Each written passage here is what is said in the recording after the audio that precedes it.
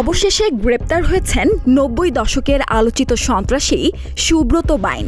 ২৭ মে কুষ্টিয়ায় যৌথ বাহিনীর ৩ ঘণ্টার এক অভিযানে আটক হন তিনি।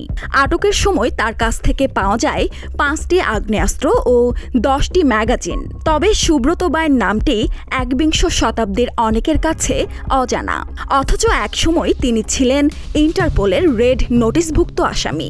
এমনকি তাকে ধরতে সে সময় পুরস্কার ঘোষণা করেছিল তৎকালীন স্বরাষ্ট্র মন্ত্রণালয়। ৯০ দশকে ঢাকার অপরাধ জগতের এক আলোচিত নাম ছিল সুব্রত বাইন। আধিপত্য বিস্তার করে দরপত্র নিয়ন্ত্রণ এবং বিভিন্ন স্থানে চাঁদাবাজিতে তার নাম আসা ছিল তখনকার নিয়মিত ঘটনা। এসব কাজ করতে গিয়ে অসংখ্য হত্যাকাণ্ডের ঘটনাও ঘটিয়েছেন তিনি। আইন শৃঙ্খলা রক্ষাকারী বাহিনীর একাধিক সূত্র বলছে, মূলত ৯০ দশকে মগবাজারের বিশাল সেন্টার ঘিরেই উত্থান হয় সুব্রত বাইনের। তিনি এই বিপণী বিতানের কাছে চাংপাই নামে একটি রেস্টুরেন্টের কর্মচারী ছিলেন। সেখান থেকে ধীরে ধীরে অপরাধ জগতের সঙ্গে জড়িয়ে যান। পরে বিশাল সেন্টারই হয়ে ওঠে তার কর্মকাণ্ড পরিচালনার কেন্দ্র।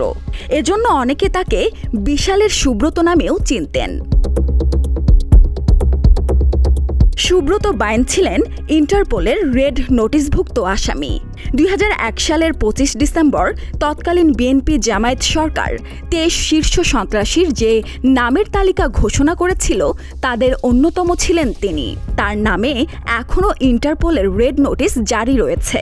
সেখানে তার বয়স দেখানো হয়েছে ৫৫ বছর। তাকে ধরিয়ে দিতে তখন স্বরাষ্ট্র মন্ত্রণালয় পুরস্কার ঘোষণা করেছিল।